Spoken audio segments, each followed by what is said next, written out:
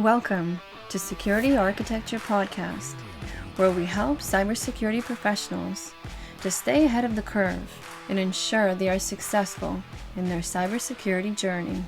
Hi, I'm Evgeny. Hi, I'm Dimitri. We have a pleasure today to talk to Peter about Arcana and their solution in our LaunchPad episode. Peter, can you please tell us about yourself and the company?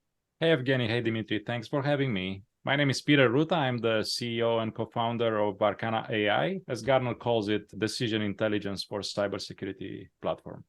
Peter, can you describe for us what is the problem that's been solved by Arcana? Yes, we are trying to solve with AI, I think, decades of problems in the security operations, which are related to two elements, both of them connected to the human in the security operations. One is the capacity in decision making. If we imagine the security operations, experts are making decisions using their tools and processes, and this is limited capacity in time. There are not enough experts out there in the market to actually face the rise in the attacks. And the second problem that we are solving, very important, we consider that we fundamentally solve the fatigue problem by applying a unique method, which happens to be the intellectual property of Arcana, on the decision-making process in the SOC. So it's mostly a scale problem, how you scale security operations. And also, we know that there is a retention problem in this field. People are moving, people are changing very often. It's not an easy job to do. Usually there are shifts involved. Some of the shifts are during the night, it's 24/7.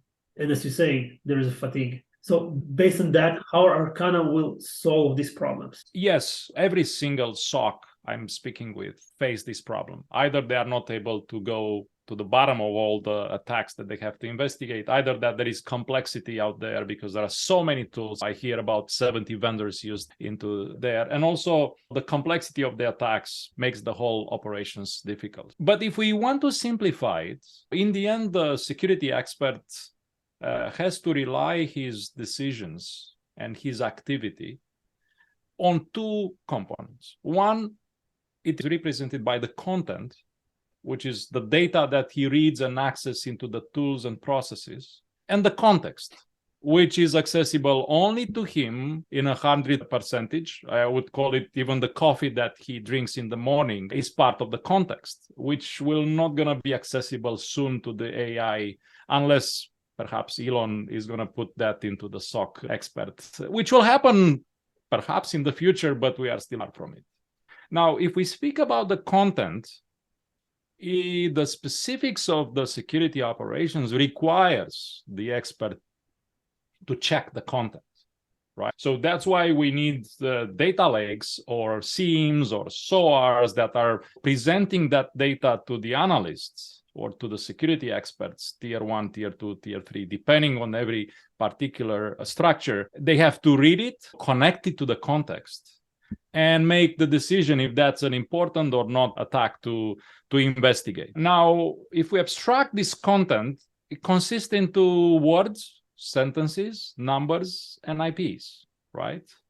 And you want the human to check all those before making the decisions.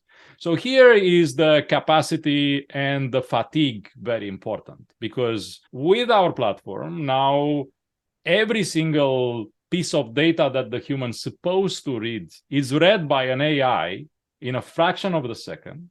But not only that is read by an AI, is read by an AI that has been trained by the team that's supposed to look into that. And that is the particularity of this decision re-engineering that we are positioning for the SOCs. I'm wondering, will you be able to come up with some kind of metrics by how much percentage you reduce the overload or how many attacks you can handle quicker by the system?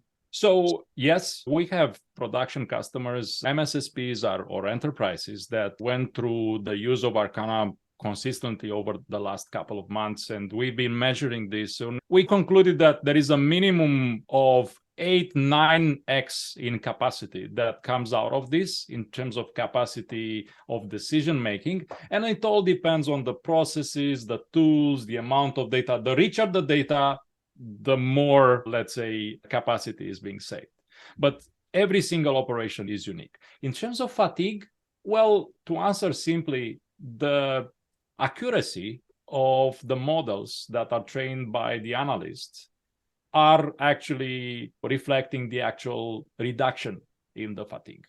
Because what we do with Arcana is to shift the decision-making process from the totally human-initiated approach, which it happens today within the security operations, including the security orchestration and automation operations, which are mature and already have deployed mature playbooks, that is still programmed by the humans, okay?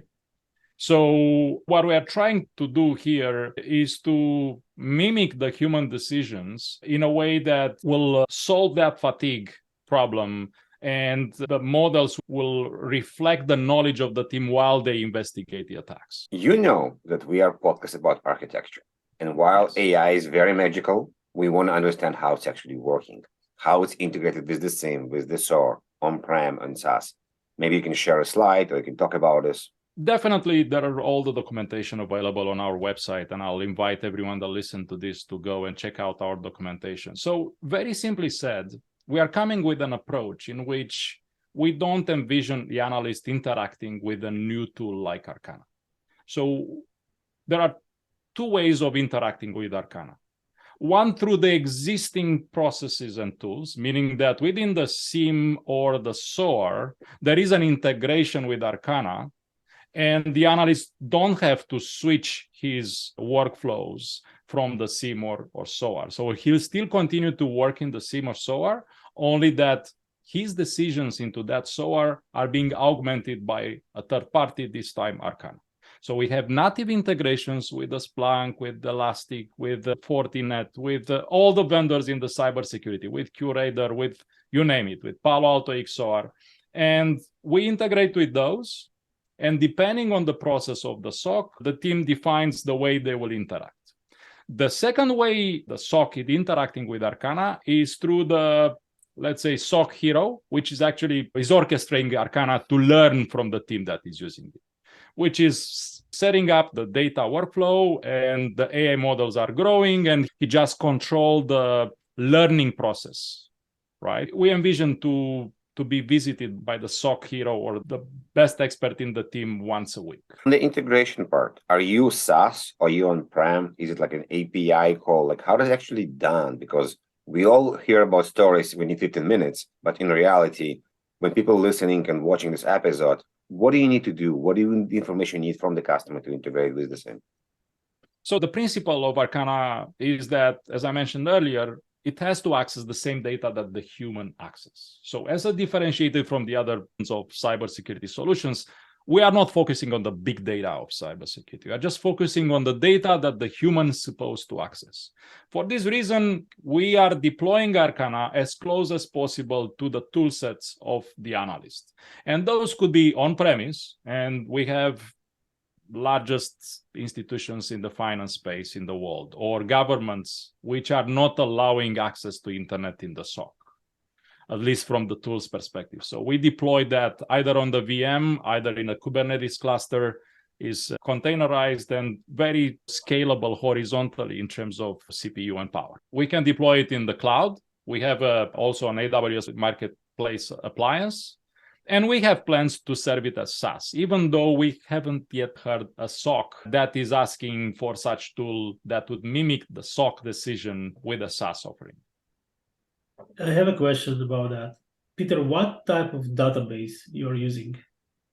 So we can connect to any database. Like, for example, we can connect to Snowflake, we can connect to Elasticsearch, we can connect to Splunk. We can even connect to an SQL if it's needed. Now, the underlying technology that we use for Arcana is based on scalable, let's say, architectures that involve data pipelines at scale, because we want to be reliable and we want to be redundant in there. So whatever, some teams are using around Kafka or Elasticsearch or whatever are leveraging here, of course, under the hood. And in terms of libraries, we are just relying on TensorFlow and PyTorch. So we are not coming up with a black box model that we don't, the models are based on open libraries. and they are not having any pre-trained approach. So we are not shipping any models to the customers. The models are trained from scratch by the customers, because in the end, the controlled environment is key for the accuracy of the output. Thank you. So now let's move to another question, which is very interesting. And as we all know, one picture worth 1,000 words. Can you show us maybe a short demo of how the product works and what it does, just to give us a little taste of it? Absolutely. Okay, so I'm going to try to show you a little demo on Arcanna.ai and how that fits within the current ecosystem of SOC tools. So there are two ways, as I mentioned earlier, of interacting with Arcana. One is directly within the SIEM SOAR tools. In this case, I have here a Splunk instance, enterprise security. Here I have an incident. Usually the analyst is supposed to look into the notable events, read the information here. There are some particular fields here that are important, more important than others. So in this particular incident, Arcana provided a prediction based on the past knowledge assimilated from the analyst during training, with a note here in the event recommending to drop or escalate the alert. Of course, we can change the status, we can assign a particular user. So it's orchestrating the whole workflow into the existing toolset that is used currently in the team. And this is a way to interact with Arcana from the analyst perspective. Now, there is another way of working with the SOAR. If the security team has a SOAR involved, in that particular case, Arcana integrates directly with the SOAR. Now, if we think of another way to interact with Arcana, it comes into the UI of Arcana itself, and it's being, initially triggered by the SOC hero, perhaps the most experienced member of the SOC, which actually orchestrate the whole workflow of Arcana. And there are two important components here. Here is the integration section, where we integrate with the existing ecosystem of tools. And this consists into pre-decision integrations, like, for example, the data sources, the Snowflakes, the Elasticsearch, the Splunk, the SOAR, either the enrichment ones such as VirusTotal or Anomaly or Umbrella, the sources of threat intelligence, or post-decision integrations, which are part of the response of the SOC team, which is like integrated with a ticketing system or a cases management, or even integrated with the SOAR for triggering a particular playbook that would block the attack or do other things. So this is the integration piece, is all no code. Pretty much the security engineering is able to provide the credential for accessing the toolsets, such as the Splunk or the other integrations. And the other section is the data flow configuration. And we come up with a concept called AI job, which is the pipeline of data that a SOC team is supposed to make decisions on. And we allow this to be configured in a very friendly no-code UI, in which the SOC hero would provide the name of the AI job, which is the name of the playbook, the input, which could be a particular source of data, where the data is accessed by the AI model to provide prediction. And it's supposed to be the same data that the human look at. And then the output, which is, it could be either stored in the Arcana backend, which is limited amount, or it could go back into Splunk or Elastic or, a third-party database. And of course, then particular automations around VirusTotal, around post-decision or pre-decision automations. As soon as this workflow has been configured, an AI job is created and started, and it starts behave the same way the human behaves on alerts. And I have here an AI job already pre-configured. And the most important element, because this is classified by Gartner as being decision intelligence, the fundament of decision improvement is the feedback. And what Arcana has come up uniquely here is the human-on-the-loop approach applied to natural language processing and deep learning algorithms put together. So through a simple feedback that the human, in this particular case, the analyst or the SOC hero provides to the predictions that Arcana provided, that's the way we assimilate the knowledge, and that's the way we adapt to the users. So with a simple click, yes, this is dropped, I agree with it, this is escalate. Basically, I can save it And this is the way I incorporate the knowledge into the model. That is the element of human on the loop that is required to allow this adaptation to the team that is using. The SOC hero has the possibility to define the data points that are relevant in the decision-making process. And here is the place where the context comes into play, because there are some capabilities we added here, such as an ETL tool that allow annotations to be added to every single incident, which connect to the context of the environment. As soon as these are provisioned and the feedback is being provided as alerts are processed within Splunk or SOAR, we record the real-time decisions, and a simple click of a button, of the retrain button, will incorporate the knowledge from the decisions.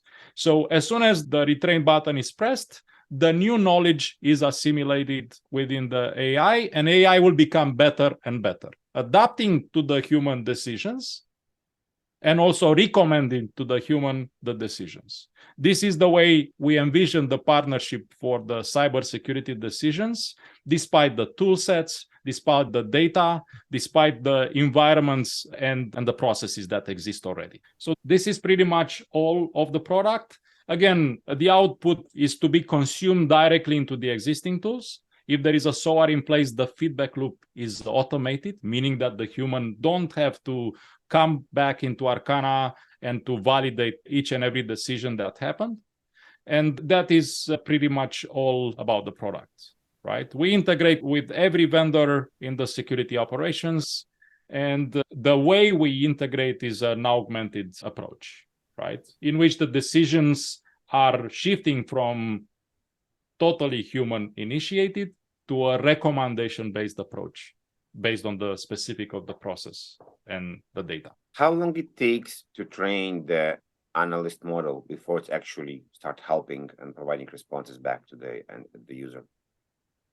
So in terms of time, it could be half an hour if the data is available. It's more of the data. So we are looking to minimum 100 scenarios that would allow a model to be mature. This is based on the statistics we collected from the customer. The model learns even with one scenario, meaning with one attack that has been decided by the analyst. If the historical data is available on the incidents, we can start with the very, let's say, informed virtual analyst that will have all the decisions that the analyst made in the past. But here is the trick. You need to have all the data into one place and be able to use it for training these models. Otherwise, we start from scratch. But given the amount of alerts that the SOC teams are about to work with on a daily basis, it takes hours to get it up to speed. It sounds like your platform optionally can get access to a lot of data, right? Mm-hmm. And this data is basically can originate from multiple sources, multiple customers. Do you see a way to train this on kind of the common knowledge that you're gathering from everywhere, or it's only unique to a specific customer and specific user and analyst? Or maybe you can augment. That's a very good one. There is an intention from our side to build community-based knowledge that will reflect the baseline. But if we think of the decision-making process, you want your own SOC decisions to be controlled in terms of, let's say, accuracy, and the bias should be avoided as much as possible. That's why we offer a mechanism for controlling the input to the SOC hero in a way that the input and output are kind of expected in terms of approach. Now, there are some enhancements that we are looking for, like, for example, explainability, right?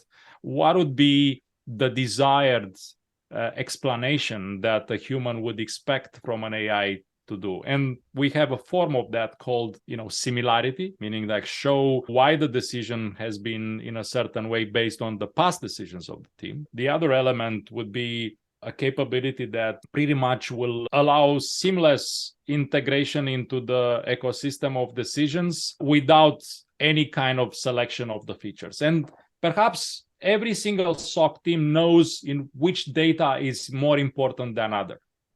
If perhaps in a year or two, when more customers are going to use the product, we may have some benchmark. Well, if you use Splunk and if you have CrowdStrike and I don't know, Cisco, we already have some AI jobs that perform a great job. So you can start from training from, but we consider that, controlling the environment to monetize on the specifics of the context and the data of each and every team, it's key here.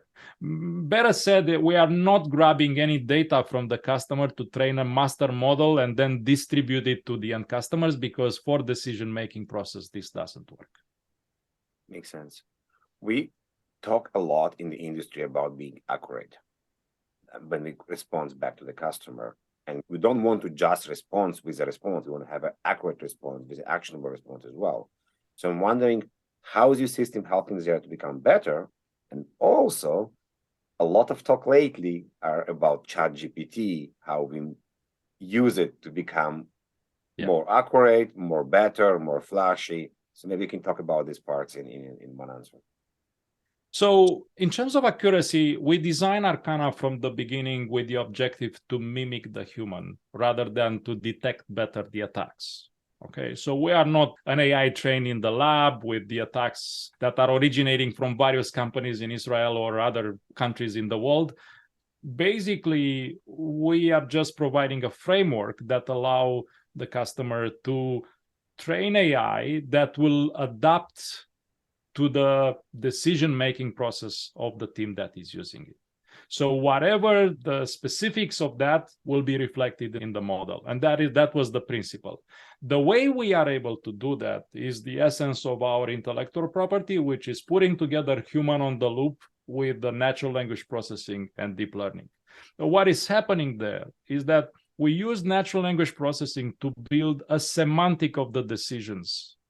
I'll take an example from a different industry. If we go to the doctor for a visit, there is a physician assistant that comes prior to the doctor and asks us some questions. She takes notes in her applications or on the paper, and we can read those notes because they are regarding us, right? But we don't know the context. Well, we know our own context, but we don't know the doctor's context on that. When the doctor comes in and read that, he starts to make a meaning of those notes from the assistant while collects more data from us. If we think of cybersecurity, is the same way. You need context that would offer to the subject matter experts in cybersecurity enough information to compute the decisions. And here is the point where language models or AI will not going to be able to surpass the human soon. However, in some recent developments, the way AI makes those connections when it's about the words provides results into outcomes that somehow surpass the humans into performance. And this is where we consider that the value of data should be monetized by each and every team in a specific way, and that is the new fuel. That is the specifics that will make the quality of those AI's model better. Very interesting. Peter, what if the expert makes mistakes when he's training his model? How can he validate or mark it or say to the model that, hey, I made a mistake, don't use that? Very good question. So we introduce multiple steps to secure, or let's say control the way the models are trained. First of all, if there is more than one person that could have an opinion on the data that a single person, we build a majority voting system, meaning that we can have in the SOC multiple, team members. All of them may have opinions on attacks. However, some of them may be more important than others. So we build a kind of a majority voting prior to training and labeling the data. That is the mechanism that we build out of it. The second is there is a reviewer, which is the SOC hero, that review all of the decisions of the team before incorporating the data into the model. And this is another way we control the way the input for the training exists. So what you're saying is that the model is not one unique person in the SOC. The model is the team as a whole. Yeah. So this actually point to a particular capability that the solution have is to incorporate decisions and learn from the decisions from multiple human beings. And this will actually bring the AI and the training to the level that will be informed and will be informed to, with all the decisions of the team. So it's like growing an analyst that learns from everyone and will adapt to the team objective. And the way it will work is like, if it makes a mistake, the human will correct it and the AI will adapt next time. And if the human makes a mistake, the AI will recommend the decision. So there will be, a collective intelligence collected into that AI model that will augment the human decisions too. So it's a partnership that we envision between these models and the people working on the models. There's quite a lot of talk about buying fancy tools and then in 2-3 years realize that it's hard to calculate return on investment. How do you explain to CISOs what is the best way to use your tool to also have a good ROI? From what we see also in other AI applications that require training from the customers, while the AI learns from the humans, they become better and better. So the better the AI, the better the impact is. Now, that's one aspect. The second aspect is, as I mentioned at the beginning, there are always applications that want to do everything in the SOC. We are not one of those. We just want to do decision augmentation, and we want to plug into all of the tools that you have. So our output will be consumed into existing tools. We don't want another application that will sit there in the corner and nobody will use it, right? So we want to integrate into all those and learn from all those.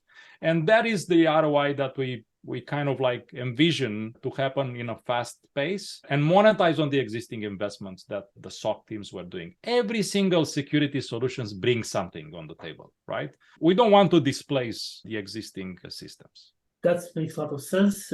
Let me ask you a bit different question. Do you see tier 1 or even tier 2 SOC analysts kind of disappearing in the future and really AI and machine learning replacing this position? I don't necessarily look at tiring models, but the SOC experts, using same tools or new ones in the future. But I do see their task changing in a sense that, I don't know, if we look at what ChatGPT could help us in generative, let's say, texts at the moment and how we use it, perhaps they will be using new tools such as Arcana in the future for, streamlining and, making them more effective. So these tools will act like an extension of the human with capabilities that humans will not have. So what you're saying is that we will be able to do more with less and not necessarily eliminate. Well, so I'm just citing one of the large customers we just met at the beginning of this week, saying that everybody says in the cybersecurity that there will be no tier 1 or tier 2. Guess what? I still have a lot of those and I don't see a way to get rid of them. So there are some tasks that will still require the activity of the humans around. And as this will evolve, the role of AI will be to actually work in a partnership with the human. The future autonomous SOC will not be without the humans. In terms, that would be a nice dream for all of us. And I would encourage everyone to take that challenge to build that autonomous security operations that will not require interaction of the human, it will not require any training. It will be a blend. One of my colleagues likes to use this with customers and in presentations. So if we think of the future cyber ops, there will be required new fortresses, and we are not one of those. And you require a new kind of soldiers. And we are into expanding the soldier of the cyber war, whatever they will be using, right? If we think of how the pilots in the most advanced technology in the army right now are operating with the central intelligence, with the airplane itself, it's an augmentation mode that it's built on AI technology. So we envision that in the SOC as well.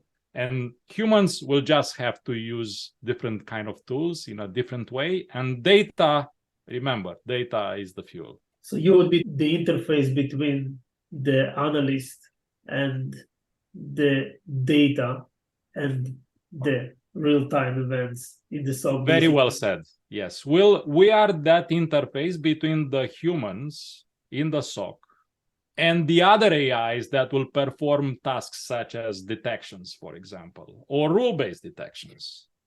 So it will be that adaptation that will happen, because we'll need the humans. We'll need the humans always to, at least AI are trained by humans still. We're still here to stay. Yes. You mentioned something very interesting about AIs being trained by humans, and it makes sense. Now, what about AI poisoning? How do we ensure that whatever we train the AI is actually what we wanted to do and not something else? So if we think of this current SOC process, the detection systems, they all produce information for the humans to correlate and investigate. Now we are just the reflection of the human. If the human is poisoned into that, means that perhaps your SIM or so are poisoned. So I think then everything is red. So that is the whole idea, because we are not pre-training models in the lab that could be easily, each decision process in a SOC is unique, and that makes it harder for the attackers to determine what's behind. So our idea is to mimic as close as possible to the humans that trained it, those AI models. They will always be in partnership with the humans. So if you have bad people in the company, you have bad people in the company. It's not a problem of AI, it's a problem of the company. Peter, I have another question that comes up to my mind, and maybe you already answered it in a way before, but if we are looking at SOC analysts, by using Arcanna.ai platform, what is the multiplier of performance, or how much more tasks he will be able to perform if we were looking at it again from the multiplier perspective? Yeah, so it all depends on the reality of that SOC analyst task. So if his task involves reading the alert, comprehending the alert, and I'm highlighting the comprehension piece, because comprehension means to connect the dots, right? And those dots are connected based on the text presented, right? Now, if that is done by a very experienced guy, it could be done in a second or in a minute, depending on the information that he reads. But at least to read, you need some seconds, right, to do that, or even minutes sometimes. Even read it 2 times. Well, that is the saving that Arcana is doing. Arcana is just reading it in a fraction of the second, and is really reading it, meaning that all of the words and the sentences and the numbers and IPs are read. They are not misinterpreted, they are not misread. Now, the output in capacity that we've seen so far is minimum 9-10x that we see. It depends on the process, as I said. So I haven't seen yet 2 SOCs that have the same process, the same tools. Do you have any data about the human error that the platform allows to eliminate? Because I'm sure that there's a lot of human error. People like typing wrong and making mistake by number, different host names, and then under the stress, they just been discarded. Because that reported that somehow Arcana spot on some things based on the learning, again, which is different than the humans. We don't know yet how those deep networks, neural networks, are actually connecting the patterns compared to the human, right? So we don't know yet, but in the end, they make some connections that at the end, the objective, or being in line with the human decision, is important. Now, this is the whole idea of augmentation, and that's why we believe that is the future in the cyber operations. And the interface between the AI models and the humans will be important. Right now, very few SOC have access to that interface, and is usually through Python or Jupyter notebooks. What we try to do here is to bring this closer to them, so they could, train the models as they want faster. Now, to answer your question, the way we envision this model's partnership is like, if the humans make a mistake, the AI, based on the past, again, based on the knowledge base, will spot on those mistakes. If AI will make the mistake, human is the one that will decide in the end and will correct the AI. The role of AI is that next time when it sees something similar or closer to that, to adapt to whatever the human asked to adapt. Thank you. Peter, thank you very much. Very interesting information. Is there anything else you want to add? Thank you for having me. Very good questions. And I'm excited to speak about AI and SecOps, especially during these times when AI is advancing massively. I think we are living great times. I don't know about you guys, but I've been born in communism. And then I grew up in the internet era, and now I'm an entrepreneur in the AI age. And it's so exciting to be part of this present. Definitely agree with that. Awesome. Thank you very much. Thank you so much. Thank you.